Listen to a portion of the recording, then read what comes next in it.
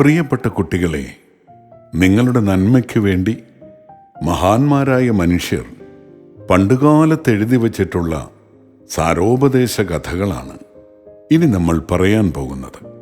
ഇന്നത്തെ കഥയുടെ പേര് സൂര്യന്റെ വിവാഹം. മാർച്ച് മാസത്തിലെ ഒരു കടുത്ത വേനലിൽ ഉരുകി നിൽക്കുന്നൊരു ദിവസം. എങ്കിലും അന്ന് കാട്ടിൽ വലിയ ആഘോഷമായിരുന്നു. സൂര്യന്റെ വിവാഹമാണെന്ന്. ചെറിയ കാര്യം വല്ലതുമാണോ? പല ഭാഗത്തും ആഘോഷങ്ങൾ നടക്കുന്നു. കൂട്ടത്തിൽ വെള്ളം മിക്കവാറും പറ്റിയ ഒരു ചളിക്കുളത്തിലെ തവളകളും ആഹ്ലാദിച്ച് തിമിർക്കുകയാണ്. എന്നാൽ ഒരു കിഴവൻ തവള മാത്രം അതിലൊന്നും പങ്കുകൊണ്ടില്ല. അല്പം കഴിഞ്ഞ് ആ കിഴവൻ തവളയുടെ ക്ഷമയെല്ലാം നശിച്ചു.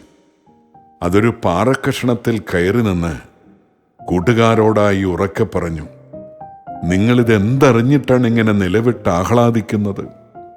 ഈ കുളവും അടുത്ത കുളങ്ങളുമൊക്കെ വറ്റിച്ചു തീർക്കാൻ ഒരു സൂര്യൻ തന്നെ എത്രയോ അധികമാണ്. അങ്ങനെയുള്ള സൂര്യനാണ് ഇപ്പോൾ വിവാഹം കഴിക്കുന്നത്. കിഴവൻ അല്പമൊന്ന് നിർത്തി മറ്റ് തവളകളുടെ മുഖത്ത് നോക്കി. അവർ അപ്പോഴും കാര്യം മനസ്സിലാകാതെ പരസ്പരം നോക്കിയിരിക്കുകയാണ്.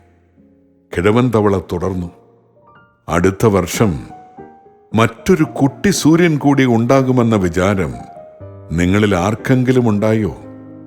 സൂര്യനും കുട്ടി സൂര്യനും കൂടി വന്നാൽ നമ്മുടെ ഗതി എന്തായിരിക്കുമെന്ന് വിഡ്ഢികളായ നിങ്ങളിൽ വല്ലവരും ഓർക്കുകയുണ്ടായോ? കഥ കേട്ടില്ലേ കൂട്ടുകാരെ? എന്താണ് ഈ കഥയുടെ സന്ദേശം? അടുത്തു വരുന്ന ആപത്തിനെ കാണാതെ ബുദ്ധിയില്ലാത്തവർ ആഹ്ലാദിക്കുന്നു.